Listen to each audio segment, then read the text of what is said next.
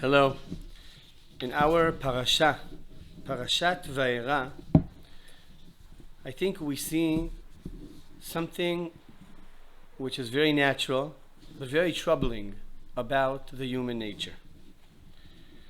In our Parashat, it tells us about Moshe's wonderful speech to Bnei Israel, telling them about the salvation, about Hashem saving Am Yisrael and taking them out of Egypt. Geula.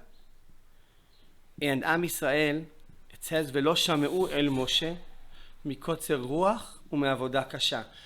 They didn't.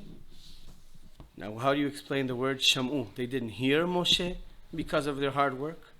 I think it's not that they didn't hear him, but they didn't internalize what he said. Maybe they couldn't identify with what he said because of the hard work. Later on, we see in Makat Kinim that the Khartoumim of Egypt could repeat the plague of dam and of the frogs, but they couldn't repeat Makat Kinim. And then they tell Paro, "Vayomeru Khartoumim el Paro, etzba Elokim hi, vayechezak lev Paro, velo shama alehem kasher diber Hashem." The Khartoumim acknowledge the fact that this miracle has been done by God, has been done by Elokim. And Paro, even though he hears that, he doesn't need Hashem to strengthen his heart.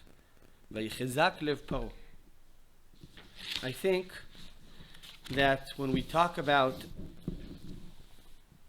grasping something, a message that someone is telling us, either by showing us something or by talking to us, by that we grasp it with our eyes, with our senses, with our eyes or with our ears, we can talk about the first level of seeing something, of listening, of hearing it.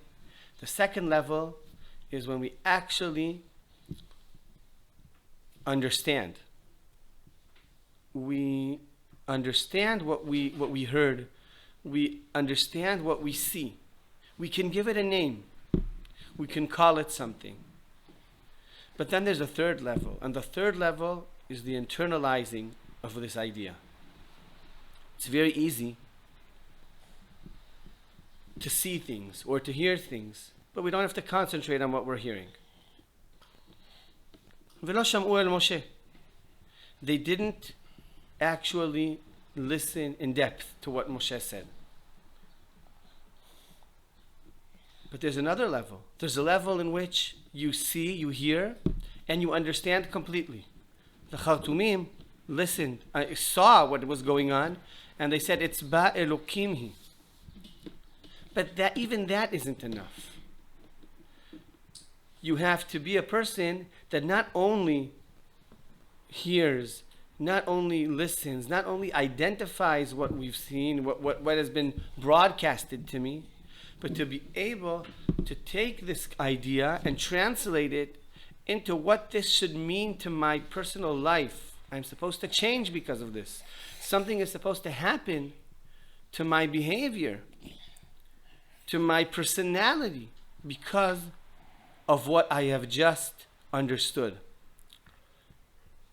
Vayechezak lev Paro means that even though Paro could repeat what the Khartoumim said, it's ba Elokim hi, he didn't internalize it. He didn't turn it into something that actually means something for his life. And I think in many situations, this is something that we in many times we behave a little bit like Paro. That we hear something, we understand it, we can call it names, we can conceptualize it, we can give it many different meanings, but on the most important level of internalizing, that we don't do. That's the scary part. That's the part where we hear some kind of idea and we think, okay, we have to change. I have to change my ideals, I have to change my personality, I have to change my behavior, I have to change all my habits. And that is the most difficult part. In that moment, that is when That's the big test. When we take things from being just knowledge and turn it into something that becomes action. Inner action or outer action, but some kind of a process that changes the way we are. I hope, Ezrat Hashem, that we all learn from this parasha not to be the students of Paro, but to be able to actually internalize different messages that are broadcasted to us from our family, friends, society, and from the Torah to become better people. Shabbat Shalom.